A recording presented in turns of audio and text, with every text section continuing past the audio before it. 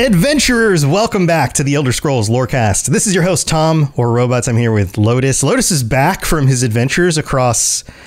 Do you still call it the pond when you're not going to England?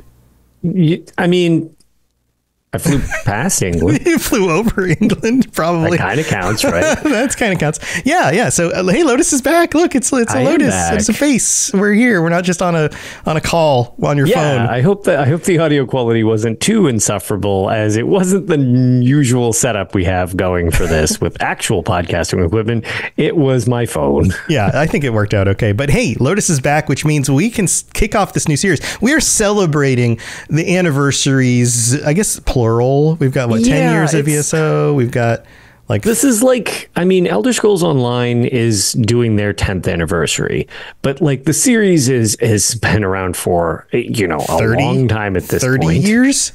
30 going years. On 30 years. Going on 30 years. Yeah. So, it seemed like a great place to kind of kick off. We were spitballing this idea beforehand of we've touched on the different older games. I like to try to, touch on all of the weird ones as well. You just love touching weird stuff. Yeah, that's just it's what we do. Yeah. But it'd be kind of interesting to delve into, honestly, more so some of the older ones, the stories that a lot of people don't get to experience. And they're so fundamental to the series as a whole. And a lot of people don't understand that this is where a lot of what the lore is known from is started back all the way 30 years ago with games like Arena. Yeah. So you've probably, if you've been following this show and going through all the episodes with us, you've heard us go through the main storyline of Oblivion and Skyrim, but we haven't done that for the older games in the series, which are a little bit kind of crusty and old at this point, but still have some really interesting plot points, locations, characters that show up later in the series and other games. So that's what we're kicking off today. We are digging into Arena. We will be taking you through the main quest line, the main plot of Arena and the different places you visit and the main, I guess, events of the main quest line, because you could go back and play it, but those games just don't hold up so well. And by the way, the dungeons are gigantic. They're huge. And anybody who's either watched my YouTubes of some of the classics or been with me on stream while I play through these and I don't look anything up, right? They're hard enough to play when you know where you're going a lot of the times, because you can actually solve the first dungeon in Arena very quickly when you know what to do. When you don't know what to do, I think it took me 3 hours. Yeah, it totally makes sense. So we're going to be taking you through a much more, easy to enjoy version of Arena, and then we'll be moving on to the other games in the series.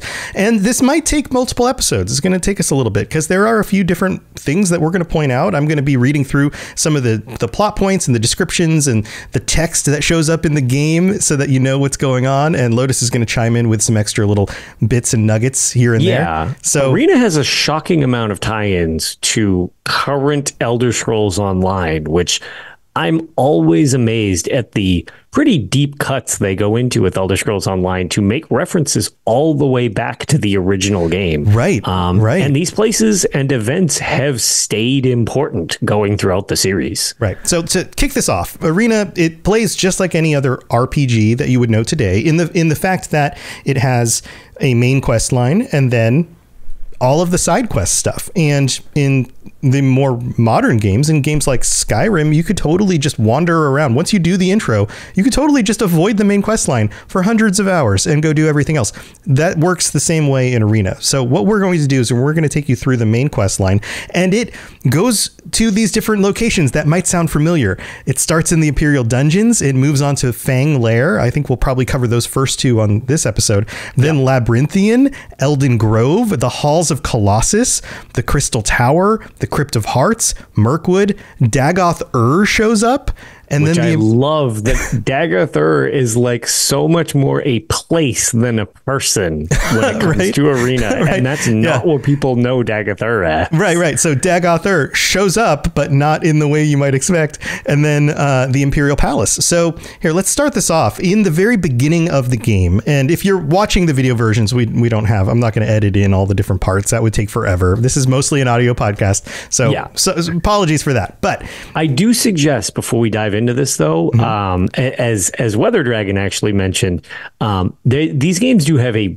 retro charm to them. Maybe a little rough to go back and play, but visually, like just seeing them and some of the original ideas of how they're crafted in the old school pixel art is pretty neat. Yeah.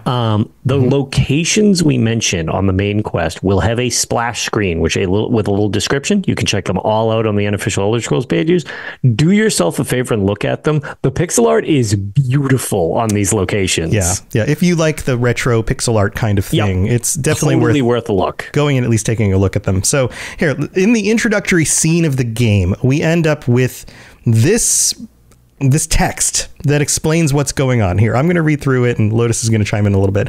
It says, for centuries, different factions battled in petty wars and border conflicts, until in the Second Era, 896, Tiber Septim crushed all those who opposed him and took control, which we talked about in the last few episodes, proclaiming himself as emperor. Still, the bitter years of war had its effects on the populace.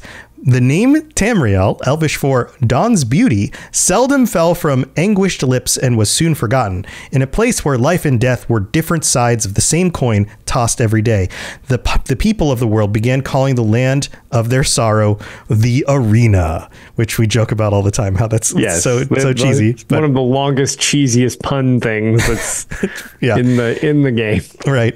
So it goes on, it says, now, 492 years after Tiber Septim took control and kept the peace, the land of the Arena has a new threat. The Emperor, Uriel Septim VII, celebrates his 43rd birthday, but jealous hearts desire the throne and plot his downfall. It is said that hope flies on death's wings. Prepare then, for as the Elder Scrolls foretold, it will be here when your adventure begins. Uriel Septim IV, Emperor of Tamriel, stands with Talon. That's a typo, right? Yeah, that's a long-standing what? Yeah, it's like, wait, what? We're jumping back 3 generations? No, that's a typo. He stands with Talon, leader of the Imperial Guards. They have been summoned by Jagar Tharn, Imperial battle mage of the Empire, on rumors of treachery. The Emperor is betrayed and transported to a dimension of Tharn's choosing. After months of preparation, Jagar Tharn takes the throne. Rhea Silmain, once Tharn's apprentice, is captured before she can warn the Elder Council of the Imperial battle mage's treachery. Manipulating the essence of magic, Tharn prepares to take the true Emperor's place as ruler of the known land. The Imperial Wizard wastes no time in gathering his servants and turning them into twisted counterparts of the Emperor's Guard. Dun, dun, dun. There's all these cool panels that pop up as you're going through this with the text scrolled on them. Some of these names you'll definitely recognize. The Tharns very specifically have had quite the lineage throughout the series. And again, the jokes aside, as people have mentioned in chat, it was like, this is why I just interesting to note where it's like, this is a story, like this is a game world crafted and it's ever evolving fiction. It's why I have trouble when people get too hung up on details, because the game starts with a typo. Right. Like you can't hold these things too. It's why I always have a sense of humor about this stuff. And it's like, these stories are very fallible and crafted in fiction, and they're super well written, and I love all the deep stuff to them. But it's why when lore stuff gets beyond the realm of fun, it's always like, the game started on typos. Let's just relax. So the game also starts in a dungeon. And it sure does. Just like all of these, or at least a lot of the games in the main series, you are a prisoner, and it starts in a dungeon, or it starts in a prison cell or something like that, right? And you start off here at the beginning and you're having a dream, all right, Lotus? That's what's happening. And you get this vision in your dream. You do, which changes actually, just as a weird side note.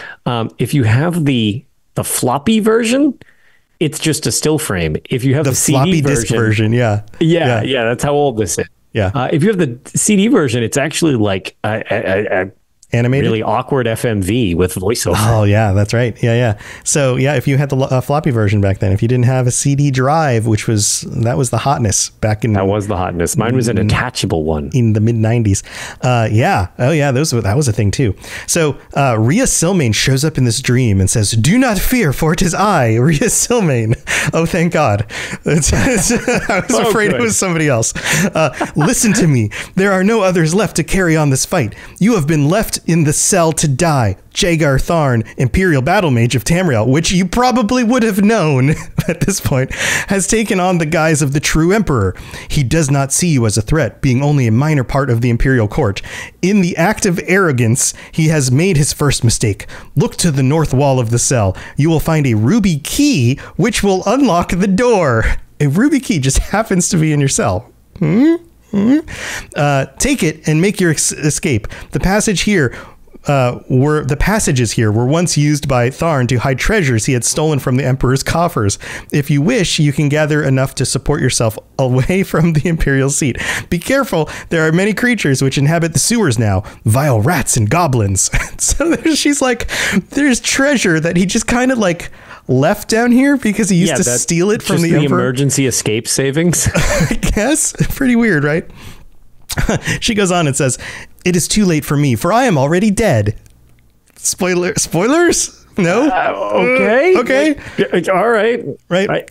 I mean, I guess that also rewinding that a bit. It's like, okay, well, now I think I'm more nerd. Originally, it was like, oh, don't worry, it's me. Now I'm very worried because you just told me. Don't worry, it's me. But I'm also dead. It's like, whoa. Now I'm much more worried. Wait, what? You're a ghost? You're a ghost in my dream. You're a dream ghost. All right.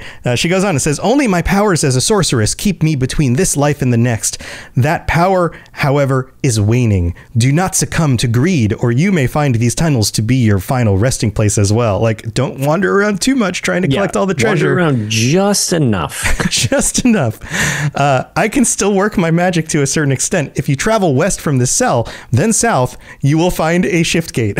Like, go west and then go south. Because we don't put little arrows on top of things. Yes, so that's one thing. There are no markers in this game. So I started having to play with a notebook. Luckily, chat helped me along the way, but I literally had to take notes because people would give you directions, and that's it. You got your directions. You didn't listen? Well, that sucks because now you're lost forever. So that was a real thing that happened in 90s RPGs, 80s and 90s RPGs, even like the old text ones. Sometimes you just had to keep a log on your own. In-game journal was... it left a little something to be desired. Right. We'll just put it that way. Yeah, and a lot of people would even draw their own maps because the mapping part of the software wasn't great and all that, or it wasn't even there. I will transport you far enough from the center of the Empire that you should be safe. If you survive these sewers, you will see me again. Remember, then they say your player's name, which is kind of cool for a game that came out 30 years ago. Yeah, they that insert was your pretty name in there, advanced right? from what I remember. Yeah. Tharn has taken on the guise of the Emperor. No one will gainsay his word for yours. I will come to you again in your dreams, so it is imperative that you rest from time to time. In that way, I will be able to communicate with you and lend my aid. You are entering a dangerous arena, my friend, one in which the players are beings beyond your mortal comprehension. Like, wait. The world is the arena at this point. Have you just never gone outdoors? Yeah. On top of that, rats and goblins are what she just warned us about. Right. Watch out, rats and goblins. I think my mortal comprehension got it. Like, I think I'm okay with the rats and goblins. Yeah. Then she goes on and says, I do not envy your role. This is, however, a power within you as yet. Oh, there is a power within you as yet untapped. Look for me when you have gained experience in the world. You are my last and best hope. The way this is written, it's clear that they expected a significant percentage of the people playing this game had never played a role-playing game before. Yeah. This is being treated like your first role-playing game. This is also much more like a tabletop role-playing game than what you get with Oblivion and Skyrim and Elder Scrolls Online. This is systems like, how can we turn a pen and paper tabletop RPG game into a literal computer game that you can do, which for me, as somebody who doesn't really play tabletop role-playing games, was a bit of a struggle bus, because I had to learn what THAC0 was and all of that, because I've said this before on this show and on Tales, the bones of the series have kind of been there from the beginning, but a lot of the fine-tuning has drastically changed from game to game. And this was more of like a just straight up RPG in a lot of ways. When you killed something, you got a set amount of experience points, not in the skill you used, just flat experience points. That's just what you did to level up. You had your main stats and stuff like that. It's like armor class was a thing. It's like, so the systems are a little weird, and it's like the story that's what's kind of like remained. Right. And it also plays out the way that if you've ever played a Dungeons and Dragons adventure with a friend or run one yourself, where you got an adventure guide, and somebody has already written out the adventure for you, and then you as the DM have to read through that, and then you take certain sections and convey that to your party and all of that. This plays a lot like that, where you end up with a situation where you're given a lot of exposition about, like, here's what's going on, here's what your adventure is, here's what you need to do, what do you go do now? And then it's like, boop, no more exposition, just go figure things out. Yeah. And our goal here is to kind of like deal with the main quest, but it's not, it's worth mentioning the other aspects of all these games along the way. And one of the big ones is like the procedurally generated huge world that you're in, because all of Tamriel is available in the Elder Scrolls 1 arena, which is mind-boggling for the time to begin with. But there's you can talk to all these villagers, and there's all these places you can traverse to, and it takes like legitimate effort. But the idea was to craft a living world that you could just play an RPG in. And the main story was an option along the way. Right. You could go do this part, or you could just wander around and be an adventurer in the wilderness and go find. Yeah, there is context, but that was not the only thing you could do. And it amazed me what you were able to do along the way in that game. The amount of freedom is kind of daunting, and it's overwhelming, without a doubt. Yeah. I mean, it's the arena, Lotus. That's just the nature of the arena. So you take the key, you escape, and then you go west and then south. Yeah. So if you ever decide to try this, and the running joke is most people don't get out of the first dungeon actually in arena. So she wasn't joking. Those rats and goblins are... Yeah, they're rough. But it also turns out that if you literally just do what she says... it's really easy to get out. You just go right out. Is nobody does. Well, most people don't do that, myself included, where I was like, okay, I just got to go to the west. And so she means literally go west, go south, and that's the door. Like it's just those two directions, and don't get lost. The bottom corner of the map. Don't get greedy. You're done. Don't go find all the treasure. It's very straightforward. Just to find leave. The portal. Yes, just leave. It's very straightforward. Yeah. So you find the gate, you go out the gate, you escape, and then you are on to the next main quest section, which is, I guess you are tasked with, you get another vision, but you're tasked with eventually going to Fang Lair. Yeah, there's a vision that connects each of the quests, just for the sake of not needing to mention that every time. Each connecting quest, when you get to your location to progress it, you'll get a quest, or you get one when you go to sleep to get the next suggestion where to go. And that's the other thing, is that some of these you have to go to sleep, or you just don't get the vision. Yeah, you can't just stay awake forever. It doesn't work like that in Arena if you want to actually play through the story. Right. So it makes sense that they gave this guidance in the intro, and that you're actually supposed to follow where she says, don't get too greedy, make sure that you rest and sleep, and be aware that she communicates through dreams.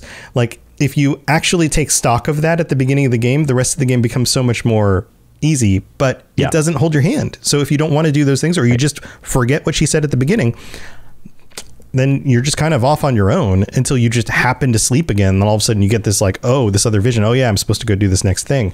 Exactly. But otherwise you don't get a little marker. Doesn't tell you where to go. No, there are no quest markers in this game. Yeah. You can make your own things on the map, which is kind of neat because the map is just like a very pixelated scroll that fills in as you walk around. You can actually take this little quill thing and you can actually write stuff on the map, which I did always appreciate because I would label random things. Yeah. So that's actually a really cool feature that I kind of wish they would bring it back, actually. Yeah, that would be cool. That would be cool. All right. Well, we got to move on to the next part because now we have to go to Fang Lair and we get another vision. But I'm going to read the vision to you when we get back because we have to go thank our patrons. So don't go anywhere. This is Hamish Morak, Dragonborn, and you are educating yourself to the Elder Scrolls Lorecast. All right, here we are in the middle of the show. Big shout out to all of our patrons. Thank you to everybody who has supported the show either financially or by just being a part of the community or sharing with your friends, any of that stuff. And we have to shout out our newest members on the Patreon, Lothlorien Lightfoot and Black Wolf Raven X Chrissy. Very complicated name, but there's a lot of words in that one. Thank you so much for being here. I hope I read everything correctly. And we have to shout out our Daedric Princes, Blinding Vision, just a little bit of chaos, and Kira C. Thank you so much for your support and for just making sure that we can keep doing this. We really do appreciate it.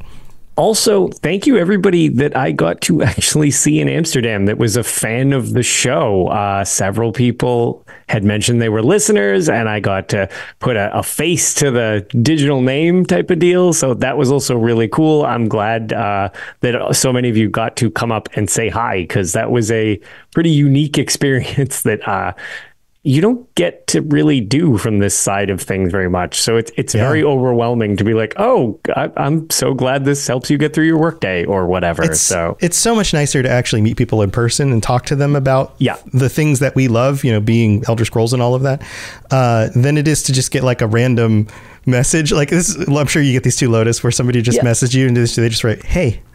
Hey, I know, and it's always like, it makes sense in an interpersonal thing, but like without the context of that, it's like I feel bad because I'm like context, and again, everybody kind of got that in Amsterdam where they're like, oh, I'm so and so via tag. It's like love that. Yeah, it's like, when you meet people, so amazing. When you meet people in person, they'll tell you like, oh, this is the handle I go by. I've been listening to the podcast or watching the streams or whatever, and then you have context. You're like, oh yeah, I've seen your name in chat or whatever. But when you just get a random message on some platform where it may not even be the same name that you see them, and they just write hey, it's like, well, I have no idea who this is. What is going on? Anyway, we've got more stuff to get to, but if you're interested in joining on the Patreon, head over to patreon.com/Elder Scrolls Lorecast and check everything out. There's t-shirts and stickers. You can join us on the patron chats, all that stuff. Plus, you can also get your words on the show by leaving a 5-star review.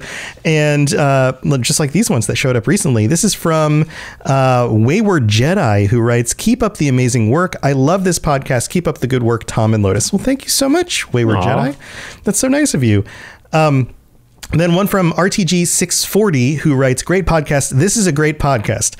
Gets me through those hot Florida days. Tell me about it. I randomly stumbled across this podcast about a month ago and binged all the episodes. Keep up the great work, guys. Thank you so much, RTG. So much support from all of you. We really do appreciate it. Thank you for being here. It means more than I think most of you probably actually understand from this. The messages and stuff like that really actually make our day. We always kind of joke back and forth on Discord, and I do the same with my other show too. It's like, well, okay, that just made my day. Just weird. Nice message from somebody who's like, oh yeah, I just listened to the show. It makes my workday go by. I was like, oh, I'm so glad. Yeah, no, and they really add up. And just one more little aside here while we're on the topic. Sometimes you get critiques online. You wouldn't believe it, but sometimes the internet is a toxic place.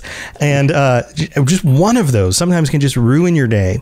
So being able to see positive things from people who genuinely care, who aren't just miserable people who crap on everything on the internet. Yes. Or people so who have nice. critiques that are intentionally like, hey, this would be beneficial. Yeah. Like, right. oh, okay, yeah, I didn't think of that. Or that's another thing. Right. Love those. Like, that's but just like critique. you guys are Bethesda fanboys, and like every so often you get stupid crap like that, and it's like Yep. well, I like enjoying my games that I play. How about you? Oh no, you just want to be miserable. Cool. All right. All right. Well, here, let's stop picking on the toxic people on the internet.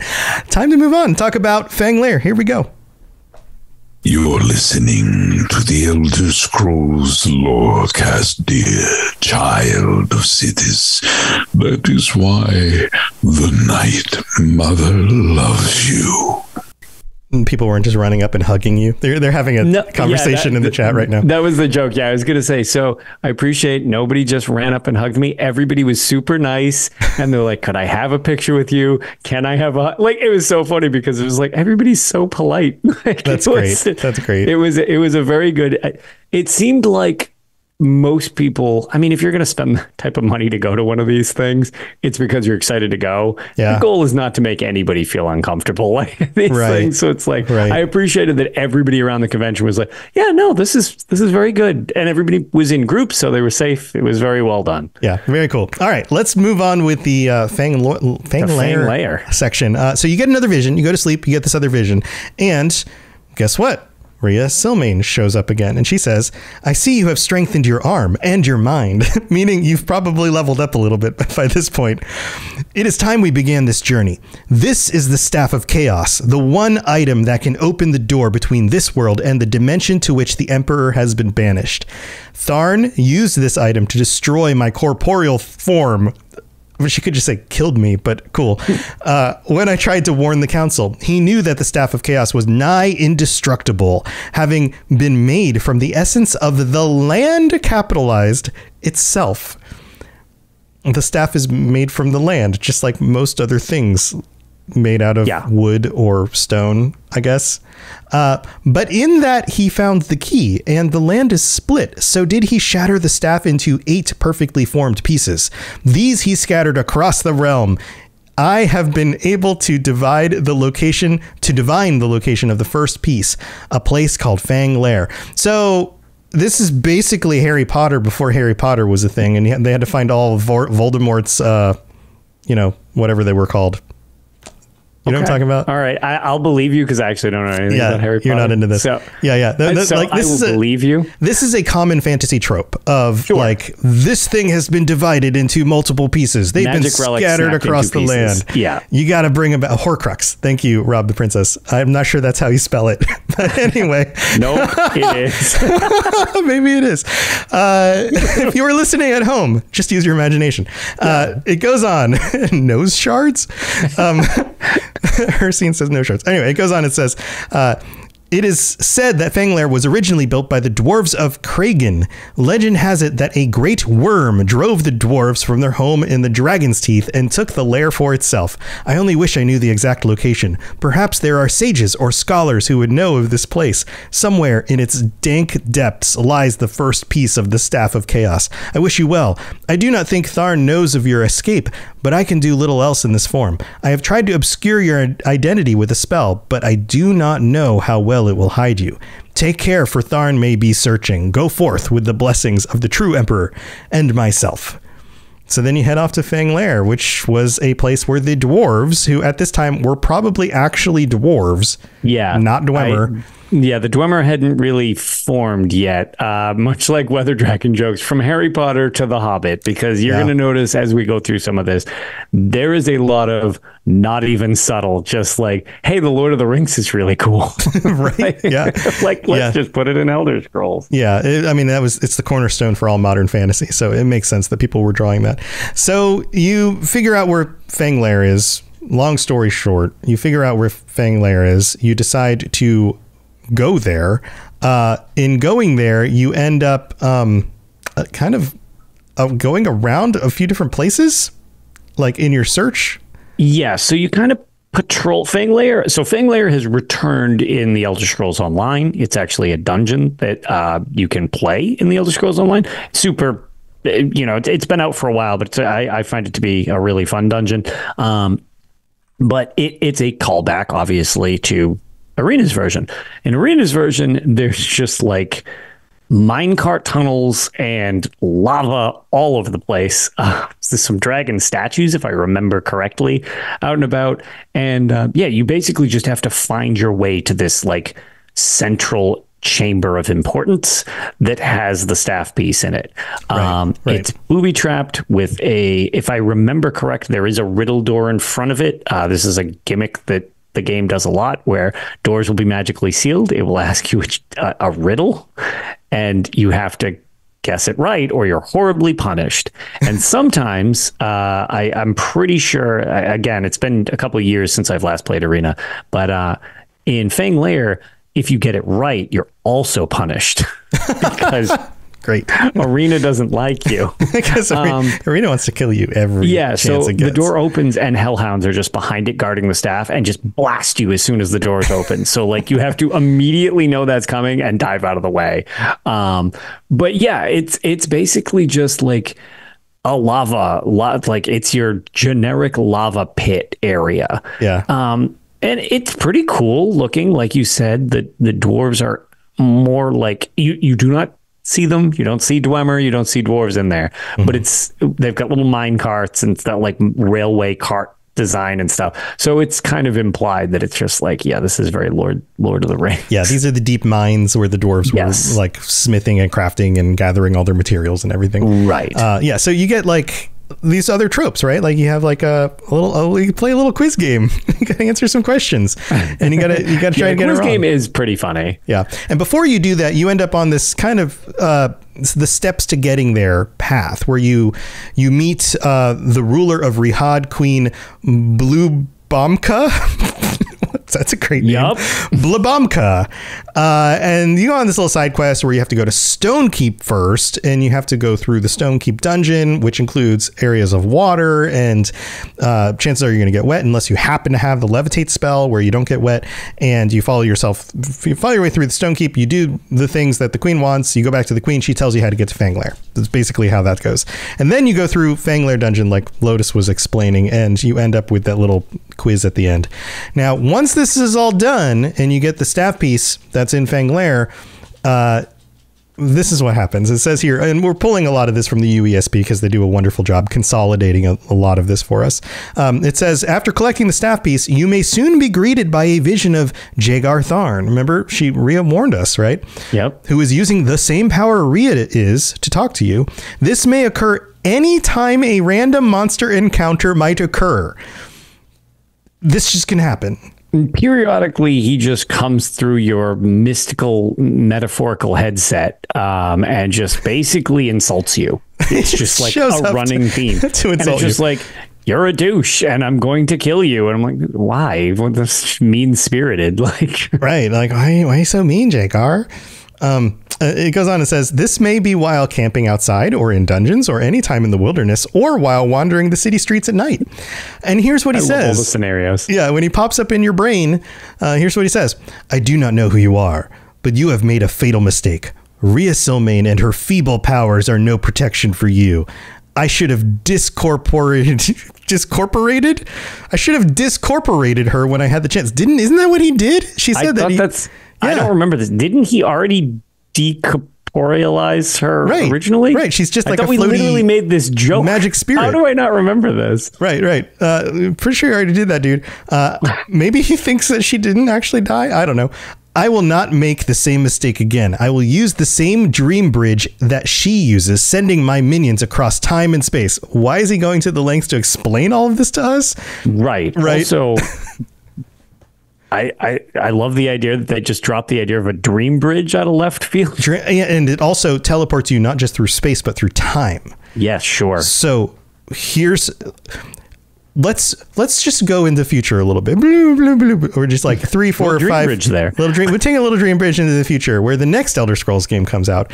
And I'd have no idea about what's in the next Elder Scrolls game. I do not work for Bethesda. They don't tell us anything. But what if there's some quest line, maybe even just a side quest somewhere that has time travel in it? You know that the internet will go, oh my God, now they're adding time travel to Elder Scrolls. What the crap? Where do they get this stuff? You will know, having listened to this episode, that it was in the original game, that Jagar Tharn could send his minions across time and space. And this has been a piece of the game from the beginning. Not just like in ESO where you like your spirit travels to the past to see the events and then comes back to your body later. Like, none of that kind of stuff. Yeah. Actual time travel. Yeah, I was going to say, and it was brought up Skyrim. There's lots of scenarios where you can see through time and stuff like that. But actual time travel? Yeah, no, you can just time travel. Right. The actual time travel. This could just happen. Why not? It could just happen. Like, why not? Right? Like, it's here. Not? So already they arrive, he goes on. Ones worthy of the attention you deserve. They will relieve you of the burden of the staff piece you now hold. Give it to them, and I will order your death painless and quick. Resist, and I shall see you in such suffering that you will grovel for the sweet release of death. Great. He's a real sweetie pie. Yeah, he's a charmer. This charmer. So that's how Fang Lair ends, and you are given this threat, right? And as soon as the vision ends, you're attacked by his minions. You sure are. Because he sent them to you through time and space. Yeah, exactly. Right. So that's the ends Fang Lair. And that's about as much time as we have to get to on this episode. But we will continue next time with Labyrinthian, which is cool that it shows up in Arena, right? And then there's I mentioned these before: Elden Grove, Halls of Colossus, Crystal Tower, Crypt of Hearts, Mirkwood, Dagoth the place, and the Imperial Palace. So we've still got a number of these to get to, and I hope you are enjoying our look at these. Any other thoughts from you before we close this out? So one of the things that I appreciate and kind of find interesting, so this is more so for people who play Elder Scrolls Online, and the tie into some of this old stuff. One of the things, like I already referenced Fang Lair being the case, but we'll see a couple scenarios where you will actually see events not exactly the same, but they mirror what you've seen throughout the series, which I find kind of interesting. And a couple of them kind of almost seem like they're callbacks to like, hey, here's a reference in Elder Scrolls Online to something that happened in Arena, because the population has obviously since exploded since the days of Arena. The people who have played Arena pale in comparison to any of the newer games, specifically, Skyrim or Oblivion or Elder Scrolls Online, which, in the several millions. So I actually really like that there's so many references and that this series has grown out of what started here. Despite the kind of like jokey stuff that we've referenced, I like that even though the series has evolved, they've always kind of remembered the basis of where they came from. The thing that's a little weird, some of the things the series is most well known for, Khajiit and Argonians being so unique, they're not what you think in Arena. Right. They're just kind of beasts. They're not really They're just kind of people, actually, who are a little weird. Oh, are they people that are weird? They're just straight up people who are a little weird. Like Khajiit, they have a lot of tattoos that look like fur. Oh, right. But they have tails. Yeah. So it's like, well, they're kind of cat people, but like not like Argonians became much, much more involved and stuff like that. I don't remember offhand how much I don't believe they get too much into the hist or anything like that, but like their foundation. But then you have things like orcs. Right. Orcs. Yeah, that's what I was thinking of as being that's what I was like about to say. beasts. Orcs are not a fully fleshed out race in the game yet. They're just generic orc enemy, just orcs. They just run at you. They're not the Orsimer yet. So they're super forgettable.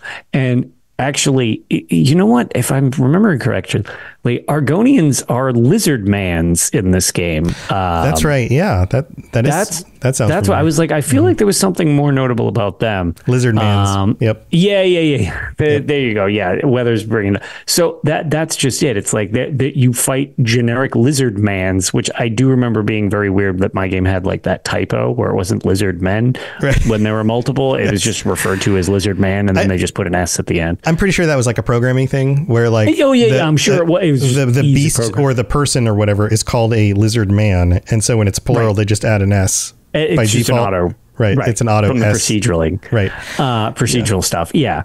But I just love the fact that like so many of the things are there at the start and they grow into so much more that the series kind of like has embraced and made their own.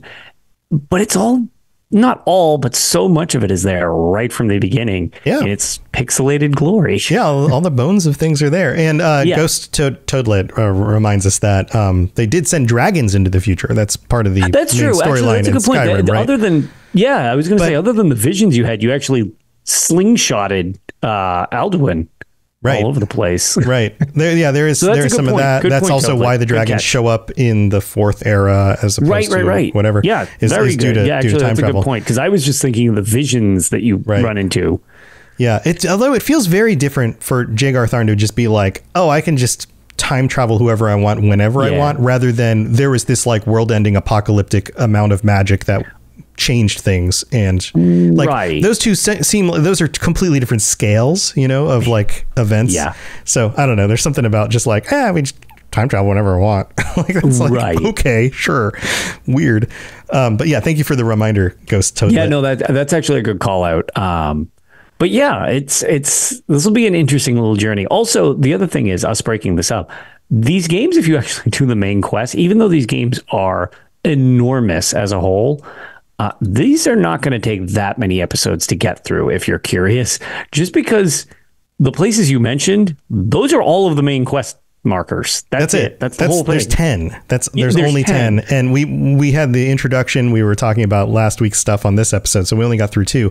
But I have a feeling we'll knock out 3 or 4 in the next one. And then I was going to say it's probably going to be 3 or 4. So this is probably going to be like, okay, we're most likely these games will only be an episode or 2 per thing. Probably about 2 to 3, honestly. Yeah. Just because streamlining, again, even as people have played Skyrim for thousands of hours, if you want to streamline the main quest, it's like 8 to 10 hours long. Yeah, and people can speedrun that game in like 40 minutes or something. Like, it's crazy. I don't remember the exact amount of time, but you can glitch your way through it even faster. But unless it's Morrowind, you can physically get through them pretty quick. But Morrowind and Daggerfall, not as much. Yeah.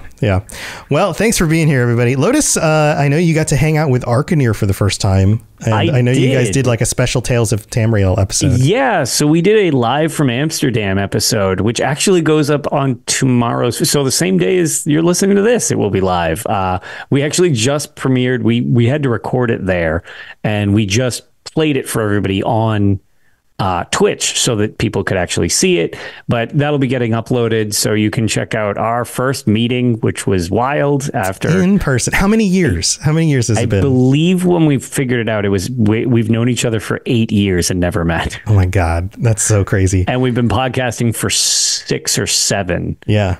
I think 7 years we've been podcasting together, and we've known each other for like 8 years, and we finally got to meet, which was wild. Yeah, that's cool. He just needs to, I know he's complained about some of the things going on in he's already his getting started on trying to come to the US event in 2025. He should just move. I've teased him about this. He should just move over. Just move over. It's so easy to just change countries you live in. Yeah, no big deal. 7,300 miles. Right. But he speaks English great. Like he would totally, I'm sure he could get a job. Like he's an educated, talented programmer. Like I was going to say, Ark is a wildly good programmer from any of his streams that anybody might have seen, especially the game he made during Last Extra Life. Yeah. So it's just the green card is the hard part. But anyway, Ark, we'd love to have you. Come join us. Exactly. Come on over here. All right. Well, go check out Tales of Tamriel. And if you've been tuning into the Fallout TV show, it dropped last night as of when we're recording this now. And I got to see the first 2 episodes. And I was cautiously optimistic. And then the trailers dropped and I was like, ooh, this feels like it's really going to be good. And I'm happy to say that it is freaking amazing. It is so good. You should go watch it. And then if you have any questions about Fallout lore, who any of the factions are, or the history of the world, any of that stuff, go check out the Fallout Lorecast. I explain a whole bunch of those details in almost 300 episodes now. So lots of content for you to get the background on all of that stuff if you're interested. So thanks for tuning in, everybody. Lotus, it's been fun as usual. Hold on, wait a minute. We didn't do the random page. I love the outro. We forgot. We immediately stopped. We forgot. Like, oh, wait, we ruined it. No, wait, we ruined it. Okay, I'm going to hit it. Thank you, Hercene. I forgot. I get so excited about all these other things. All right. Random page. I hit it. Yes, we need our random UESP page. Boom. You thought we missed it, but instead, Hercene saved the day. Lotus. Tell me it's an arena page. It's not an arena page. This one is, I think you're going to be excited about this. This is an ESO thing. Okay. It is an achievement. It's one of your favorite things. Oh, hell yeah. Now we're talking. Yeah. This is the Alakir Desert Adventurer Achievement. This is for doing all of the quests in the Alakir Desert? Well, here's what it says. Alakir Desert Adventurer is awarded for completing 42 quests in Alakir Desert. This includes both the Alakir Desert main quest as well as any side quests. It does not include Crafting Writs, Fighters Guild, or Mages Guild quests, or pledges for the Undaunted. There are far more than enough quests available to earn this achievement, so it is not necessary to complete every single quest. This achievement will allow you to purchase a standing Ansei statue for your house, which costs 15,000 gold and can be purchased from Lazotusks in Kozensat. So that statue is wicked cool looking. And yes, so I was close. Yeah, none of the zones for your zone achievement require all of the quests, and repeatables don't count. But yeah, I actually remember this one. This is part of the Grand Adventure achievement, which I guess actually as an outro, if you do play Elder Scrolls Online, coming up with Gold Road, I strongly suggest you go through all of the main stories in the game, because the game has a little surprise for you, we found out. What? Yep. Are you allowed to tell us? I don't know about this. There is a new achievement being put into the game called the 10-year anniversary for completing every main quest in the game, and you get a unique designed skin for your character if you can do it. Oh, that's so cool. Okay, I need to go back and do some more questing again. That includes all of the main quests. All of the main quests? I'm pretty close. Pretty close. At some point, I was trying to get through every quest in the game, and then I kind of trailed off on some other stuff. Daunting task. There's a lot of quests. But I may have done, I'm pretty close to all the main quests, I think. The skin is very cool looking. But yes, it's all those DLCs, those zone DLCs, it's stuff like, they're all worth playing, but it's very, very cool. And it's a really neat little reward. Yeah. Awesome. Well, that was our... Thanks, Hercene, for reminding us. Thanks for the reminder, chat. That was the random page. Thanks again for being here. Stay safe out there, and we'll see you next time. Bye, everybody. Bye for real. Thanks for tuning in to the Elder Scrolls Lorecast. Check out robotsradio.net for more podcasts just like this, and join us on the Robots Radio Discord. Be part of a community of over 5,000 people who are excited about video games and so much more. Robots Radio. Games, lore, stories, community. Just press play.